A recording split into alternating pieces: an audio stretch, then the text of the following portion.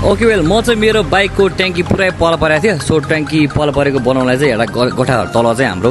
so MD gas welding वर्कसपमा आएको छु so यहाँ दाइले एकदम दामी बनाइदिनु हुँदो रहेछ है सो यहाँ के म दाइलाई पनि सोध्छु सो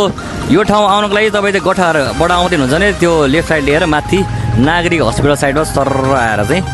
यहाँनिर आउनु सक्नुहुन्छ इफ केस तपाईँ ठिमीबाट आउनुहुन्छ भने चाहिँ राइट साइडबाट चाहिँ सर योबाट हुँदै ठ्याक योबाट आउनु सक्नुहुन्छ है त सो दाइको फोन नम्बर पनि मैले यहाँ राखेको छु तपाईँले कल गरेर पनि आउनु सक्नुहुन्छ सो यहाँ के पाउँछ भन्दाखेरि यहाँ विभिन्न बाइकको चेसिस सिधा पार्न साइलेन्सर बनाउन एल्युमिनियम किट पित्तल तामा वेल्डिङ सबै कामहरू हुन्छ है यहाँ दाइले यहाँनिर यो काम गर्नु थाले कति दिन भयो हाम्रो 20 वर्ष 22 वर्ष भयो जस अहिलेसम्म तपाईँले बनाएको एकदम दामी हुन्छ भनेर मैले यहाँ बनाउन आएको कम्प्लेन नै आएको वारेन्टी ग्यारेन्टी के हुन्छ दाइ वारेन्टी ग्यारेन्टी त जेस कम्प्लेन आएको छैन अहिलेसम्म त्यसको हामी गराउँछौँ सो मेन विशेष गरी यहाँनिर बनाउन चाहिँ के भन्छ मैले मान्छे हाम्रो भनेको चेचिस हो ट्याङ्की हो होइन यो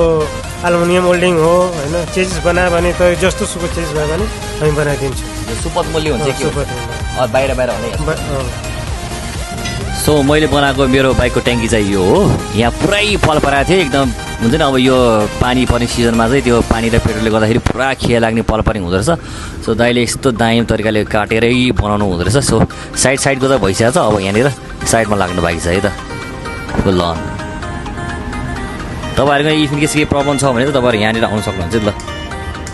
सो बेसिकली यो पनि एक्सिडेन्ट भएको बाइक हो सो च्यासिसहरू फुल अन बनिसकेको छ राम्रोसँग यो पनि एक्सिडेन्ट भएको बाइक हो फुल अन च्यासिसहरू बनिसकेको छ हेर्नु जस्तो पहिलाको कन्डिसन हो फुल अन त्यस्तो हुन्छ सो तपाईँको एक्सिडेन्ट भएको स्क्रुहरू छ भने पुरा फुल अन बन्छ यहाँनिर हेर्नु है ल बनिसकेको छ ऊ त्यो बाइक पनि के बनाइसकेको हो फुल अन यो चाहिँ मेरो बाइक हो मेरो बाइक यो अगाडि पनि बन्नु बाइक छ